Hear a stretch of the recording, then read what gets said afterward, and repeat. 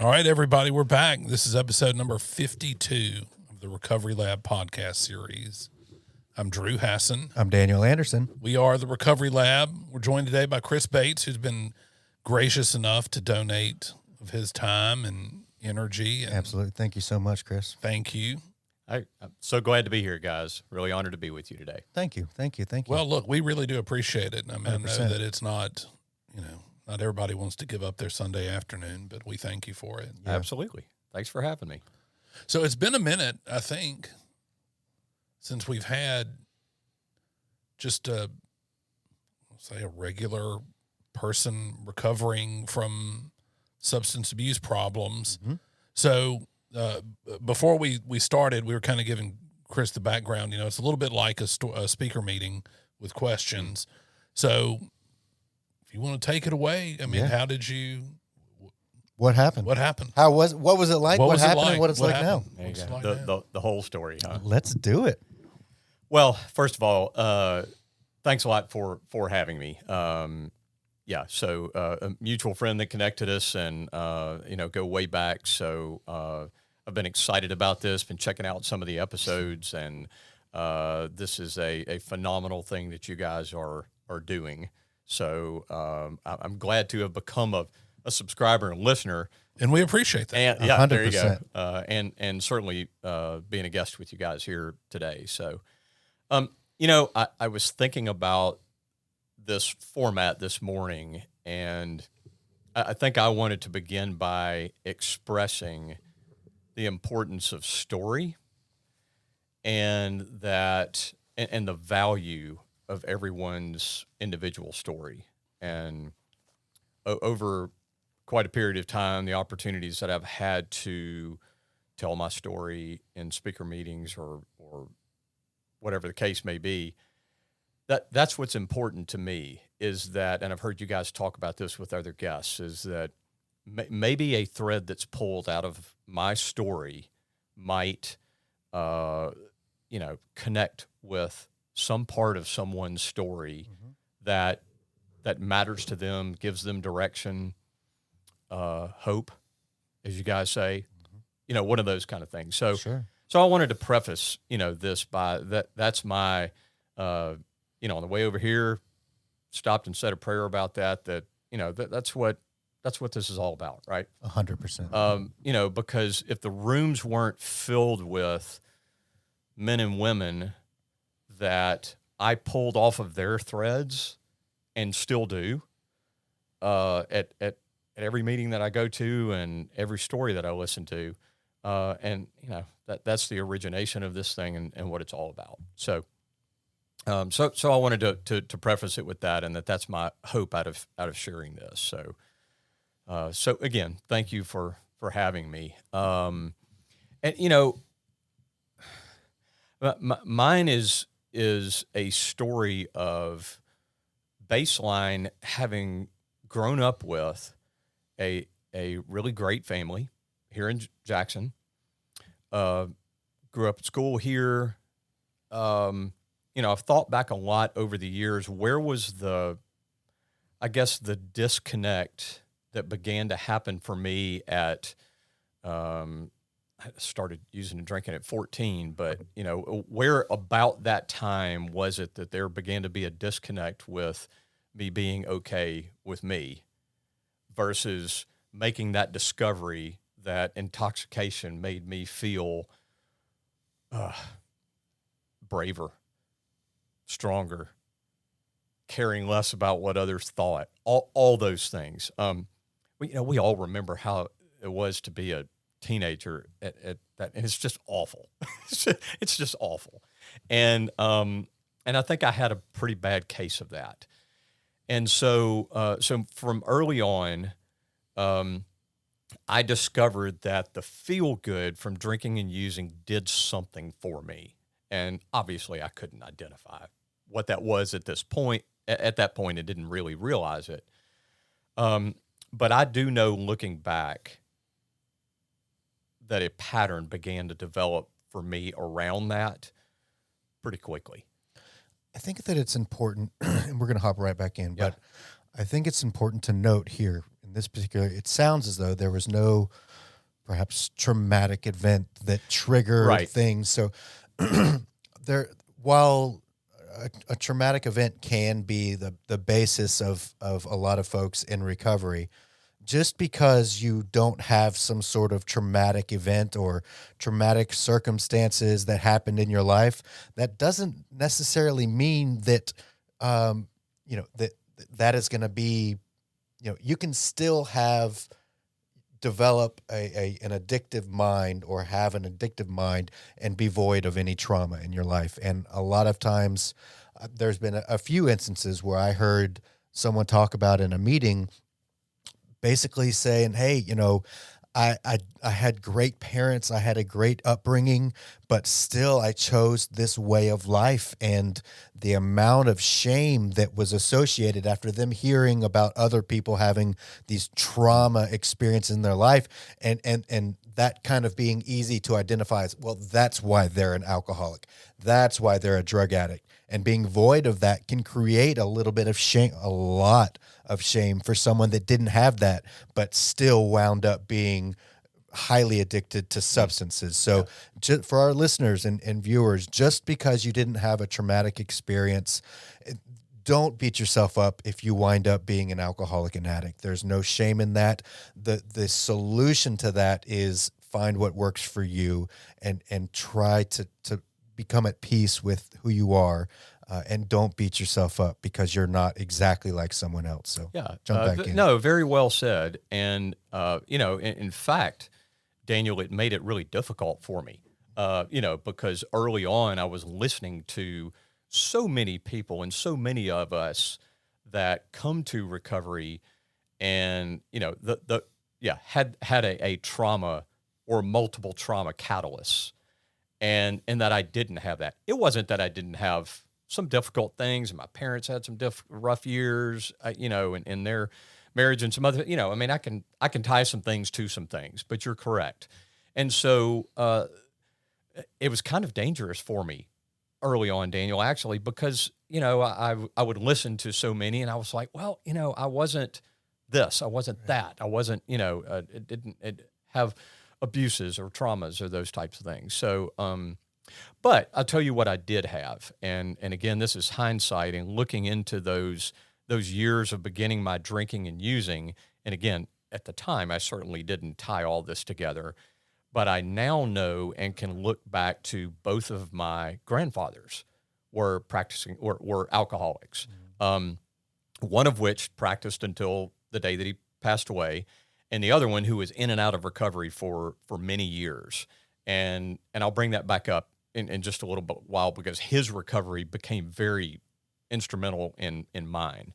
And that was really cool. So while I didn't have, Daniel, those traumas or those types of things that were significant compared to a lot of people, the genetic tie there and those types of things, I was well primed. Treatment folks helped me to connect those dots pretty quickly and those types of things. So I was not, it wasn't what you might call totally out of the blue. Sure. Yeah. And I actually don't like to, in this opportunity to say what happened, what it was like, and what it's like now. I prefer to spend the majority of the focus time and energy talking about the recovery part. But I think some back, I've got some freaking awesome war stories. Okay. I was just having lunch with several members of my family and all that. And my wife brought up what I was coming to do on the podcast, and they were asking me some questions and all that. And kind of some of the jokes came up about the times I went to jail, and aren't those great? This was great for family. Thanks, Mom. Yeah. Family lunches. Right.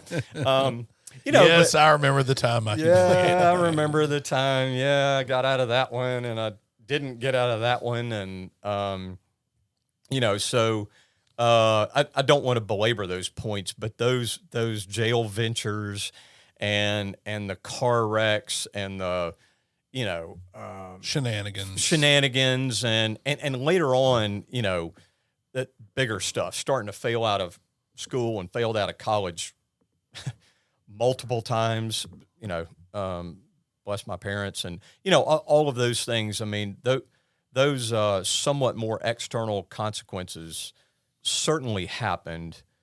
I think more importantly than that, when I start to look back, for me, guys, it was that 14 years old till I was 23 when I got sober. Okay. So I'll go ahead and throw that out there, that at 23 years old when I got sober. And I think whether it's drugs that were a faster catalyst than alcohol is by itself sometimes, or whatever the case may be. I mean, it was this concoction of things that happened that I catapulted through, this feels good, to, wait a minute, when I'm intoxicated, I feel kind of okay. Right. Or I don't care. One or a combination of those. And and then began to discover that when I get high before school every day, then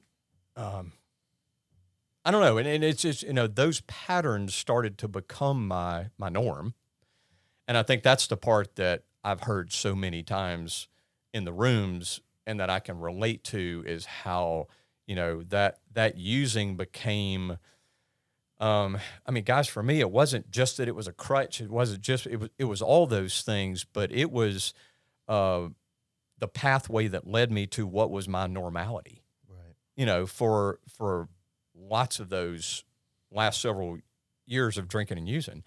And so it became easy to start adding new chemicals to that and more to that, and all that kind of stuff, and experimenting in those directions, and all of that stuff snowballed so significantly, and looking back, guys, along the way, the other kind of big set of consequence things for me was largely about relationships.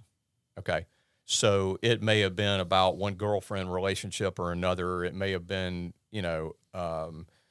even friendships, and, guys that, one in particular I'll throw out there. I had a fraternity big brother that was, he was just this great guy. He was 2 years older than me. It was really kind of mature and more of probably a mentor than anything else. And rooted for me and wanted from, and tried to kind of help pull me along and all those other kind of things. And I just utterly disappointed him. And, that was so much the case with my parents too. And my, other people in my life that, do you remember feeling that sense of I'm disappointing them then, or in retrospect, you feel like you disappointed them? And that's an awesome question. When I think back about it, I think I did feel it at that time. So, Daniel was talking about shame a minute ago. So I think I began to realize, man, I mean, at that point, by 21, 22, 23 years old, I had stacked a bunch of those together. So Drew, I think I began to feel that shame and just, what's wrong with me? Kind of, and probably, again, medicated that, and it's so it was just this The cycle. the cycle, there you go. Self-defeating behavior. Absolutely, Sure. absolutely, extremely self-defeating behavior. But it's also, and I have to, my heart is just like, say this. It is important to remember for our listeners, our pasts, while what happened, if you're an alcoholic and addict like me, you probably did some horrible, horrible things when you're in active addiction. And that's putting it just as nicely as humanly possible. But what happened for me was when I would get a small time of sober time under my belt, the shame associated with that, and you'll always hear me talk about shame, the shame associated with that past would continue to keep me sick even in recovery. And Sure. the reason, through lots of therapy and being able to identify this, is that the root of me acting on that shame was quite simply me not being able to forgive myself for what I did. And So when you do the work that's necessary to become at peace with that past, as you say, Drew, you say that your past becomes profitable. And I can't tell you how many times I've had a few people come over and do ice baths, and I helped a young lady set up her ice bath this morning, and that profitability statement, it keeps popping up because it's true. When we sit down in recovery, whether it be faith-based, 12-step, whatever, however route it is, when we sit down in that recovery and start to actively work on ourselves, our pasts become profitable, because that is then something that uniquely qualifies us to be able to help someone else in the future. And what is life if we don't give back and help others? So while it's unfortunate and oftentimes very sad about what happened and the harms that we caused, if we can become at peace with that and sit down fully in our recovery, and suddenly we'll begin to not be ashamed of that past. When we can walk through recovery void of shame, our ability to be of service to other people grows exponentially. So, you know, I say it's important to process the hard things, make amends where amends are necessary, and then move on and forgive yourself. If you can forgive yourself and be at peace with you and your past, and also be grateful for your past, because it now uniquely qualifies you to be able to help someone else, your abilities grow to be able to be of service and to be helpful to someone else grow exponentially the worse you were when you were in recovery. So for our listeners, please work on that shame, try to forgive yourself, and the future will work itself out if you decide to keep doing this. So go ahead. Yeah, no, that's great experience there for sure. So you're 22, 23-ish. Yep. You're feeling like you're letting your parents down. You're letting down your homie in the fraternity house down. You're actively beginning to feel a little shame. Yeah. And you're doubling down on your misery. Oh yeah. So thus starting to double down on the chemicals and well, because they work, They do. They do well, work. and they did for quite a while. Yeah. Right. And then they kind of started to not, and that's they betray us. yeah. And They then we're betray left us, kind of and like that's- hanging like Yeah. crap. Yeah. And I certainly can't look back and say that there weren't things that began to lead me to going, oh man, this isn't going well. Right. And it was, some of the arrests and the public drunks and the for some others, and it was some of those things, and it was losing a really great girlfriend, and all these things. Oh, that we are, always pass very many off ramps. Oh, yeah. Off Very the many. interstate Yeah. of addiction. Yeah. Right. but there are things that I look back and remember, like a night in Tuscaloosa, and the short story is, ended up in one of those places with lots of guns on the table and piles of stuff in my trunk that I was transporting, and all kind of stuff that got, it got past, this is funny. It got to some real sketchy, Right. Dark stuff. And, it ended up, failing out again, losing another relationship, disappointing everybody around me again, and all that other kind of stuff, and decided that what I needed to do was pack up and move. So I did. So I packed up everything I owned in a 4Runner and moved to Oregon, where I had some extended family, and guess what? They got drugs out there too. Yeah, the problems do. followed you. They did. Did you know that? Did you? Yeah. And but guys, looking back, I reestablished my pattern that I was running away from in about 2 days. Right. That's. I mean, I got out pretty there, and the impressive. guys that I met and connected with and started running with were the exact. I mean, different names, Right. different faces, same crowd. And They like widespread and weed out there too. Absolutely. So, dude. I mean, of course, this was a while back. I mean, I'm 54, so this was That's the back new 30. when in Eugene I saw a Blues Traveler in a room with about 200 people, and they were an up and coming band. He was So- working that harmonica, wasn't Yeah. So, so anyway, that happened. I ended up back here. Things came. And so here's the cool part to me. So I followed the Dead on a couple of different tours at this point, and a guy from here that was a family friend, a few years older than me, I don't even remember how, because these last 2 or 3 years, I mean, I've got like, I don't mean like, hey, I don't remember a weekend. I'm talking about like I don't remember. half a year. I had a year where I was like from that. from Christmas to Easter, I'm like, I got nothing. Yeah, I got exactly. nothing. And I assume I had a great time. yeah. I think I did. So this guy ends up coming to meet me for a show with Dead, with Bruce Hornsby playing with them. Piano. At Palo Alto Amphitheater in the Bay Area. And long story short, unbeknownst to me at that time, this guy comes back here, and he had a connection with my family. Went to my mom and said, I got to tell you, I'm really concerned about Chris. And this was a guy that was, I need to ask him, 2 or 3 years sober at the time. Okay. Active in recovery, all that kind of stuff. Anyway, so he went to her and he said, and I probably need to tell you what's going on, but you need to be ready to hear the truth.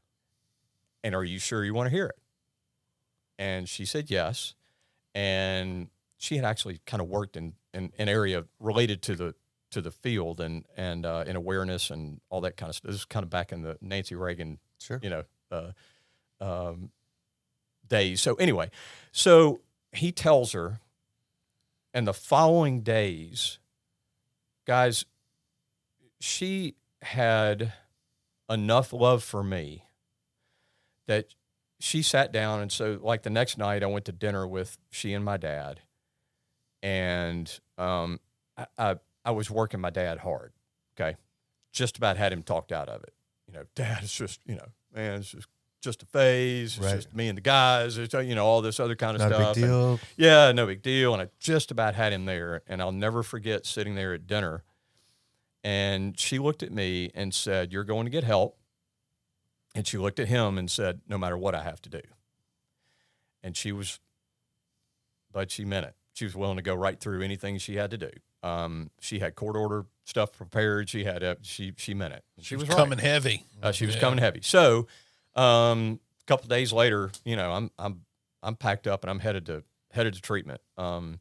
So went to primary. They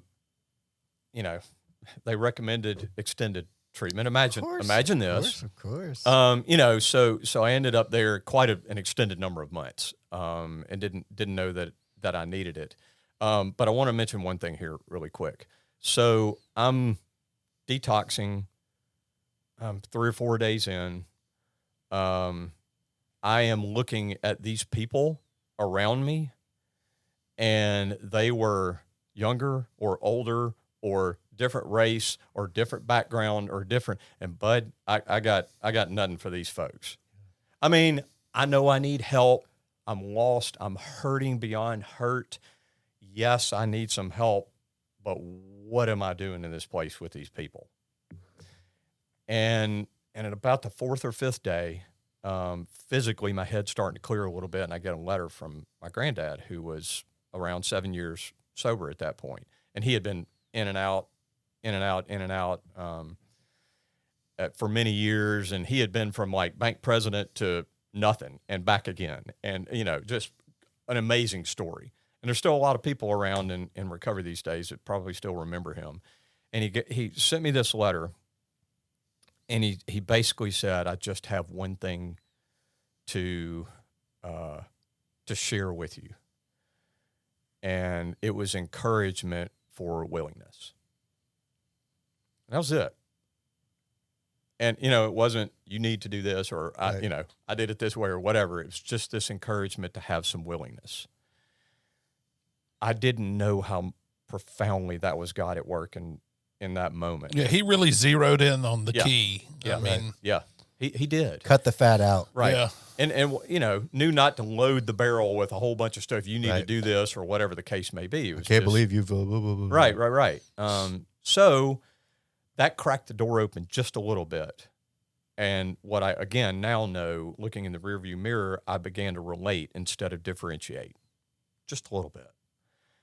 And that was not profound. That was not overnight. That was not even during that first 30 days or the next, 5-6 months of treatment, or, it just began that that process. And, so my sobriety day is January 27th, 92. That was a long time ago. I remember several years back when I passed and got my 24-year chip. So I had been sober longer than I had lived before I got sober. And guys, that's, man, I try to get through some of these parts talking about it without just choking up. I mean, the gift that my life has been in recovery is unbelievable. It's beyond miraculous and amazing in so many ways. But maybe for some of your listeners, I'd love to sit here and say it's been a joyful, easy ride. It's been an uphill ride, and that would be very far from the truth. People that are close to me know this, but I talk sometimes about how I've had two significant bottoms in my life. I've bounced off the bottom a couple of times. And, one we just finished talking about was just before I got sober and when I went into that treatment program, but another one was at 17 years sober. And I had, I had a 47 employee business that I had built, and a lot of kind of environmental things happen, and a culmination of just a ton of stuff, and ended up kind of needing to do a quick sell on that. And it was a really bad time in a relationship that I had been in for, I'm sorry, let me back up. I had married and divorced after 9.5 years, had a daughter out of that who was, the person that I got to hug right before I came over here today. And is certainly the biggest miracle in my life in a lot of ways. But, I had been divorced, then dating someone, business is coming unraveled, and some really big numbers with a lot of zeros behind them kind of stuff, and real estate involved and all kind of stuff. And a relationship that was going great for a number of years ended. And anyway, it's just, I could go on a long time, but it was a culmination of a whole lot of other things, some of which I can track back that, I needed to do some stuff and probably kind of mini 4-step stuff around which I did that work. But some of which was not of my own doing. It was, life. Life. Yeah. Life on life's terms, big time. And, so where that ended up, and I wanted to share this before we move on, but that ended up a night that I woke up at 3:00 in the morning, and just with this hurt.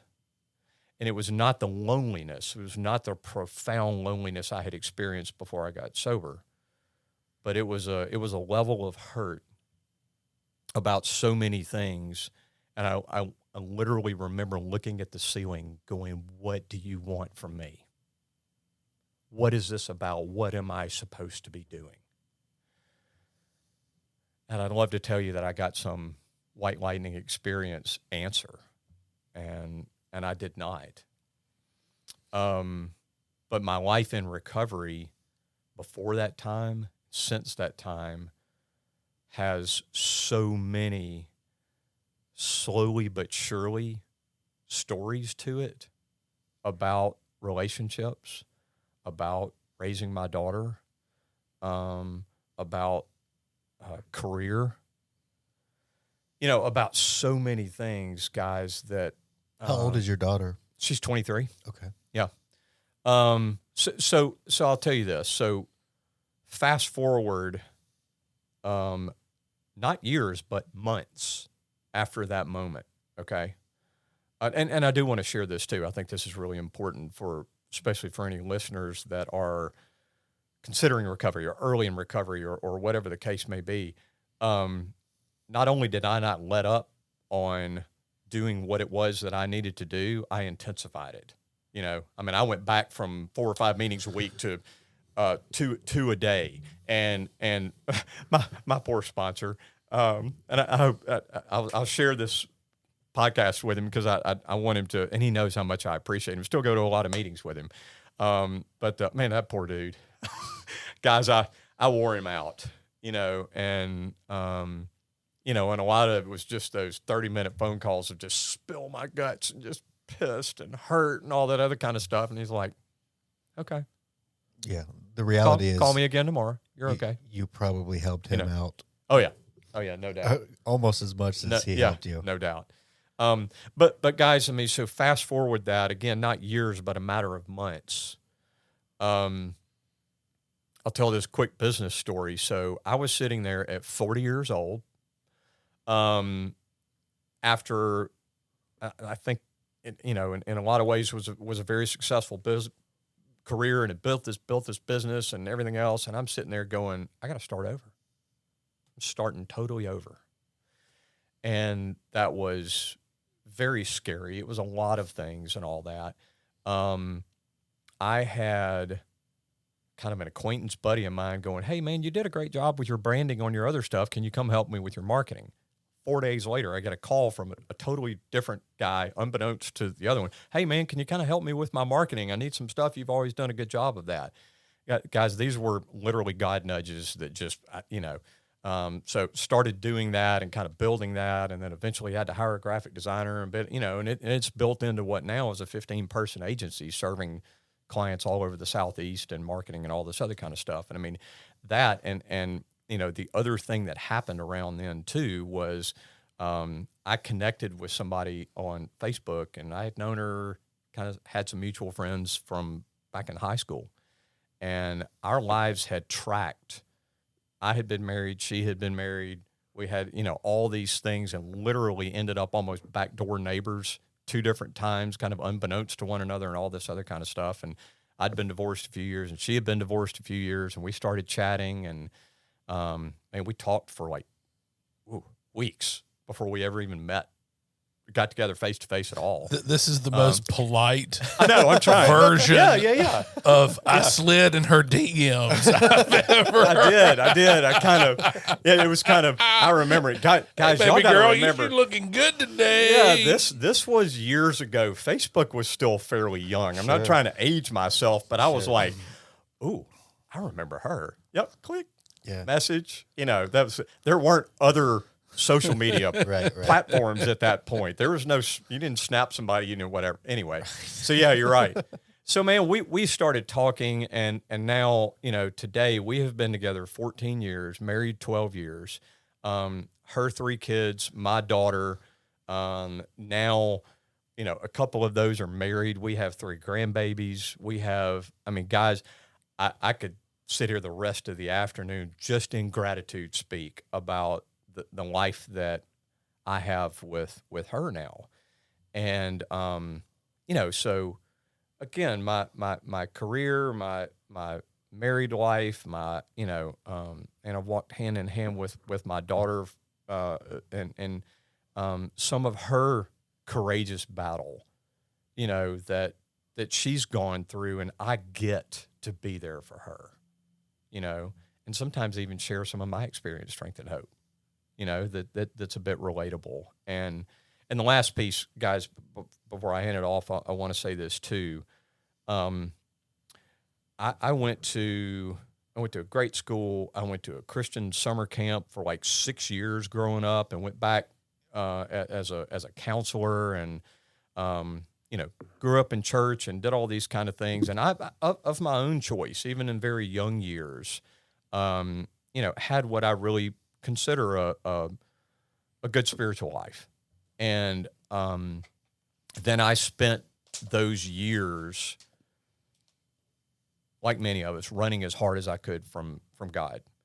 And those last few years of drinking and using, he wasn't doing anything for me, so why should I have anything for him? And became, not belligerent, but just really quit caring, about a spiritual Indifferent. situation. Indifferent. It wasn't and a lot of things in We Agnostic that I can relate to. It wasn't that I didn't believe. I just, Right. And so, and even for, almost 5 years of my early recovery, still had kind of nothing for organized religion, any of that kind of stuff. Now, but before I even left extended treatment, I fully realized the absolute necessity of having a spiritual awakening of whatever that looked like, and that was core. I remember a guy in Hattiesburg used to say all the time, and I've shared this a bunch too. He used to talk about the spiritual part of the program is like the wet part of the ocean. All right. And I wholeheartedly agree with that. I don't think it's part of. I think it is or it has been for me. I like that a lot. Okay, and continues to be for me. But guys, my spiritual growth process, over all of these years, is the really, really big, amazing thing about my recovery and about my life. As I sit here and listen to you, there are a number of ways in which our recovery lives are kind of parallel.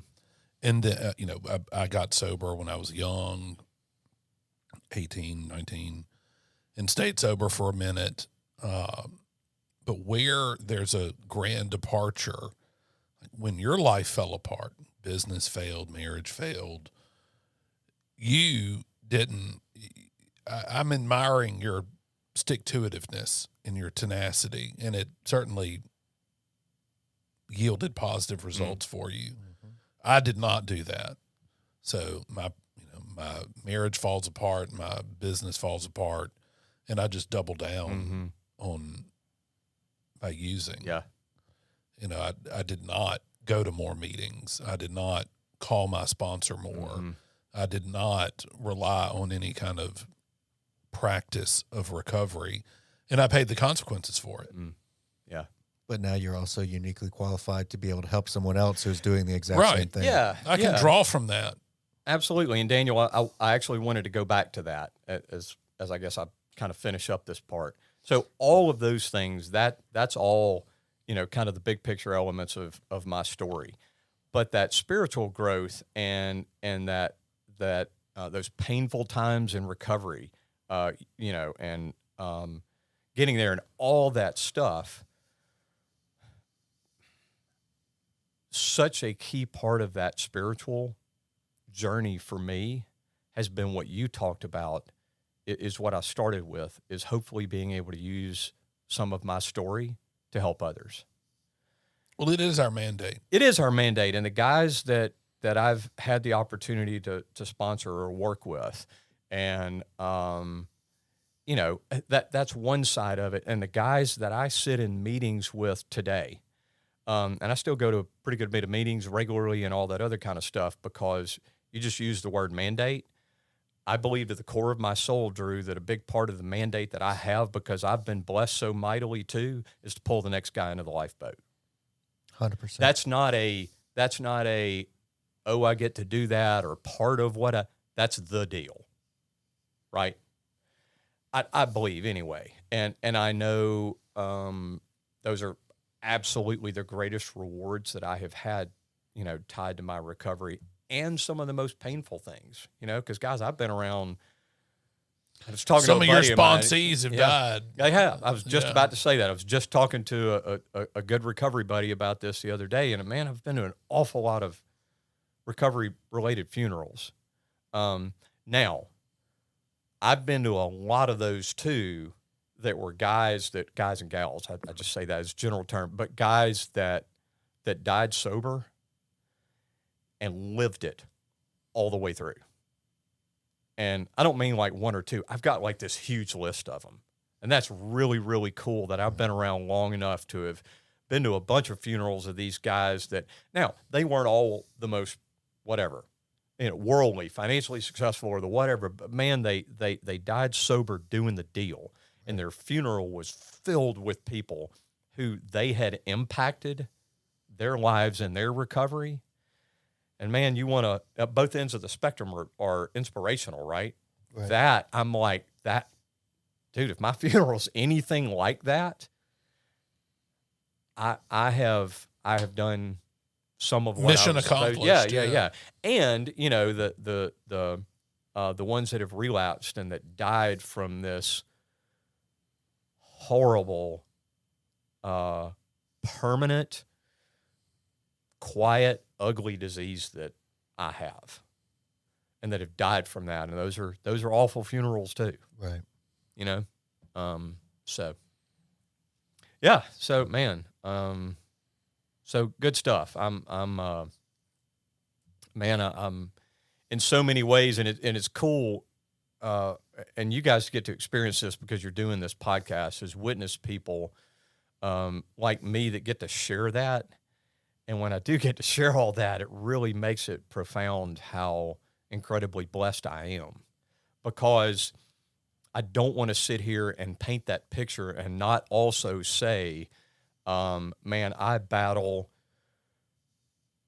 you know, the kind of stuff we all battle. Procrastination is an awful one for me, and all these other kind of things. And I've got, so that shelf level of battles that I do too, but I've got that, and you talked about, I didn't have a lot of childhood trauma and all that other kind of stuff, but man, I've been around for 54 years now, and been around recovery that long, and had some of that stuff that I've mentioned happen in my life. So I got buckets of trauma. Life gets lifey. Yeah, life gets lifey. You've had your feelings hurt. I've had my feelings. I've had my toes stomped on. Codependency has been, and in some ways is still, a significant, very significant battle for me. You know, stuff years ago I went to On-Site for, and I've done some digging in, really hard work on that, and it's still a work in progress and probably always will be. And, you know, I mentioned when I walked in the room, you were like, hey, is that a pager on your belt? It's hilarious. I get asked that. When was the last time you saw somebody with a pager? Yeah. Dude, it was like I was 15, 20 years ago. You know what you should really do? You should paint it like a pager. I know. Just for giggles. It kind of looks like it. Yeah. But I was like, no, it's an insulin pump. And I was diagnosed with juvenile type 1 diabetes at 25 years old.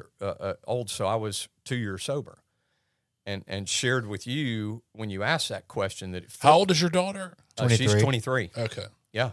So flip those things around, and you know, my diabetes diagnosis happened. My pancreas quit, T cells quit producing insulin. You know, I'm insulin dependent. So not like questionable. Like if I have no insulin for 2 days, I'm dead. Kind of deal. And if that had happened the other way around, dude, I wouldn't have made it a week. Right. So, you know, and so I live with, and I know this sounds almost stupid to maybe some people to hear me say, but I live with the gift of two relentless, difficult diseases that are chronic, and that they've made a lot of progress in the diabetes field, and what this pump does is unbelievable and all that, but it's still there. Both of them must be tended to daily. Right. Absolutely. So with catastrophic consequences. Exactly. So I view them very much in parallel, guys, with that. Mm-hmm. I don't take my insulin, manage my blood sugars. I pay the consequences short term, and longer term, it'll kill me. Unapologetically, it will take parts of my body, and it will do those things. And there may come days where it does that, no matter how hard I work on it. But I'm trying to kick those days far down the road as I can. Okay. My recovery is exactly the same thing. To the T. Yeah, one of you just alluded to that. I take my medicine or it's going to get me. Right. You know, I don't know how many people I have seen relapse in the 31 years I've had of recovery. It's a lot. We talked about it. I've been to an awful lot of funerals, all that other kind of stuff. That bear, literally, that dark killer grizzly bear is still inside of me. Let me tell you a quick, crazy story. My wife and I are having coffee this morning. Y'all, she had a using dream about me. Wow. That you fell off the wagon? Yeah, she was like, yeah, we were somewhere. She was like, I can't even remember what we were doing. You know, we were this, and you were like, it's okay. It's been so long. It's not a big deal. I can have a drink. Wow. You know, and I've got so many great recovery friends, and I've got this other group of guys that is a group that I go fly fishing with every year, and none of them are in recovery. It's my brother and a bunch of other guys too, and man, we've gotten to be it's a spiritual brotherhood. It's all this other kind of stuff, and we love fly fishing too. But I was in a boat with two of those guys in July a couple months ago, and they are unbelievably supportive and cheerleaders of my recovery, but don't fully understand all of it, and that's okay, and they shouldn't. Sure. Or maybe not have that. But so they were asking me, you know, some of these things. What is, you know, what happened that was, you know, so bad you had to go to treatment and get some, you know, and kind of told them some of the rest of that as well. But they got the question, and you guys know what's coming next. Why do you still go to those meetings? This wasn't a criticism. This was profound curiosity. Genuine curiosity. Yeah, genuine curiosity. Why do you still go to those meetings? And I said, well, I've got two answers to that. One is that bear still lives inside of me. If I told them, I said, guys, sitting around the fire tonight, hanging out, doing our thing, I can have a couple of beers, you know, and y'all, they bring some fine whiskey, you know, and some other stuff. And I'm like, I could have some of that and really enjoy it. And tomorrow night, I could probably do it again, and all that other kind of stuff. Now, you got it, baby. Right, TikTok. right. Now, give me, I don't know. That's what's really scary. Maybe a week, maybe a month, maybe a year. Maybe it's really bad. This marriage of mine, gone, unraveled. This career that I've built, gone, unraveled. This relationship with my daughter, these great friends, dude. I mean, and I can play that tape through, and I can almost draw it out for you. It's ugly, because I get, after a few days of a few drinks, I get to, I don't give a shit. And then, you know, I start introducing other stuff, and I said, you know, man, that snowball. Look, I've read this book. Right. I know what happens. Right. And that's what's cool. It's just fine, and then life is going to happen. Yeah. Right. Yeah. And you're going to have, it's going to be such an uncanny situation. You will think, surely the devil himself planned this, because you're going to have a horrible day, and you're going to bump into that person that's got that thing. You got it. And you will be amazed at how quickly your life will disintegrate. Yeah. And Drew, there's been a lot of stuff that's kind of come out, so to speak, since I got sober. Now, I mean, you know. Look, that weed they got now is something else. Yeah. That's what I'm saying. But it's not just that. I mean, I was one of those that in the bars, and guy would hand me a handful of pills and was like, "Hey, man, these are fun, awesome." Yeah. I mean, I didn't care anymore. Say less, friend. Yeah, that's what I'm saying. So Let me there's stuff them in my face real quick. Absolutely. yeah. So They've got pill presses and fentanyl now. exactly. So, you know, me landing on top of that bad boy pretty quick, it's probably going to happen, you know, if I go that route. So even that thought, guys, so why do I still go to meetings? It's because that bear lives inside of me, number one. And number two is I get the opportunity to be a part of pulling that next guy into the boat. Right. That people who aren't in recovery genuinely, like you said, these aren't uncaring people, like giving me shit or ribbing me or whatever. I've been at, well, I mean, so you're going to start drinking wine now? Right. Or And I have to tell them, look, we needn't open Pandora's box, because whatever it is, It'll get real quick. whatever it is that people have that keep them from making those horrible mistakes, I don't have that thing. My filter doesn't work. I don't have the, because I am going to get something that I can shoot up. Period. The end. I mean, Yep. we don't need to make it any more likely to use drugs or alcohol, 100%. One of the things that I really, really love about you coming in here today was that it was when you kind of turned around and walked into the studio, the first thing that I saw was that insulin pump. And we've touched on it a couple times, but the more that I'm sitting here thinking about this, that's a beautiful metaphor for I my completely recovery. agree. I go to a Zoom meeting every morning on the way to work. It's a Zoom meeting in Dallas where I first got sober, the Preston Group, and every morning from 7:30 to 8:30, that is my insulin pump. Mm-hmm.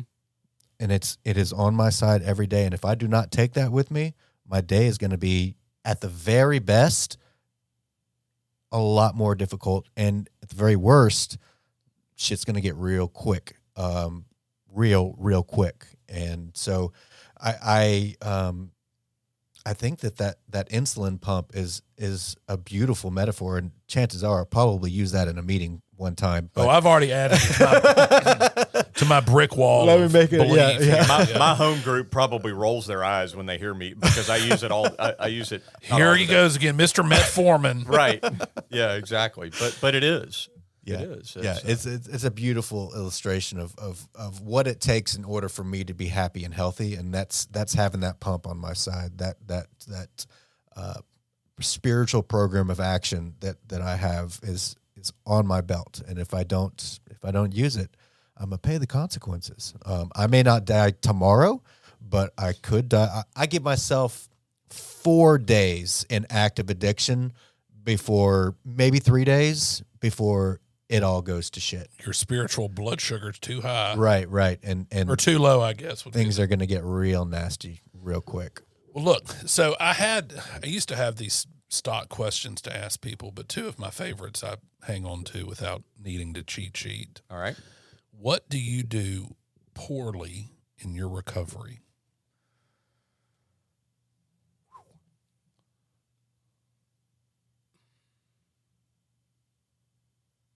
Give credit to things. What I mean by that is, I think as part of my traumatic stuff that's happened in my life, I perpetually wait on the other shoe to drop, even when things are good. That is not, gratitude's not dialed up far enough, other things, but that's, Drew, one of my biggest battles. I do that poorly. Yeah. All right. So we can pivot away from these on a higher note. What do you do well in your recovery?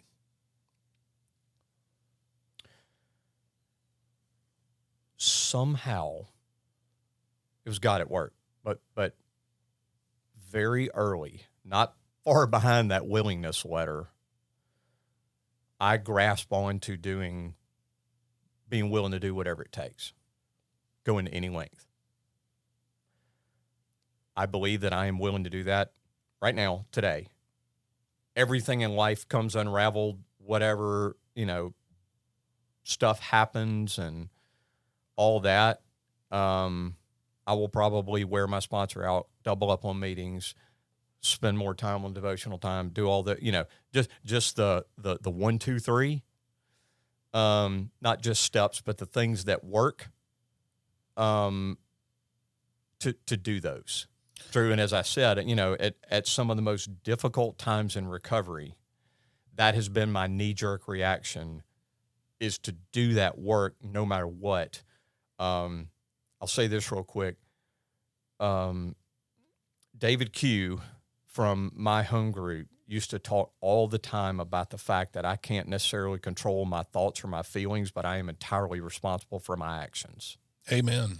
Yeah. That to me is but my kids and my stepkids and my wife, bless them, all these, because that they know that's one of my mantras. It is about action.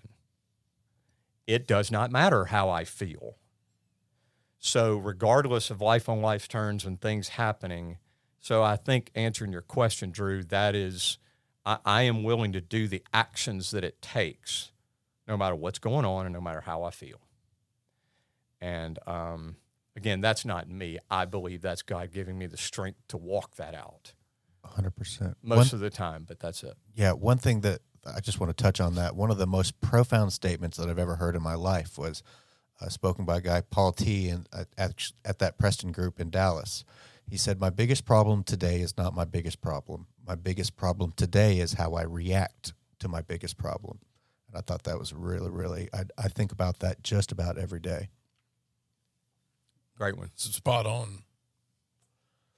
Yeah. Yep. So we are just about out of time. Drew, was there anything else that you wanted to ask Chris while we've got him here?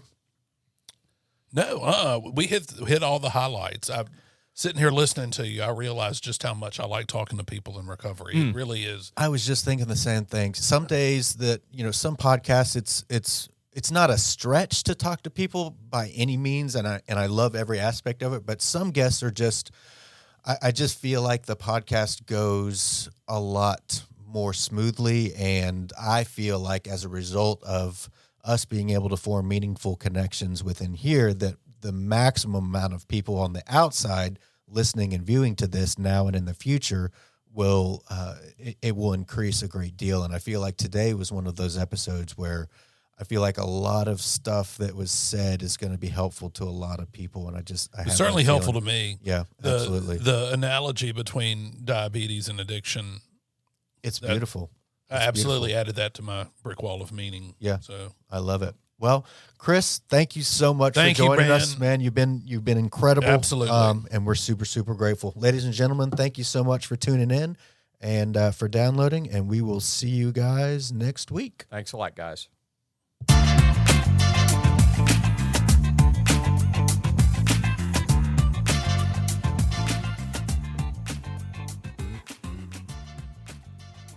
Man, what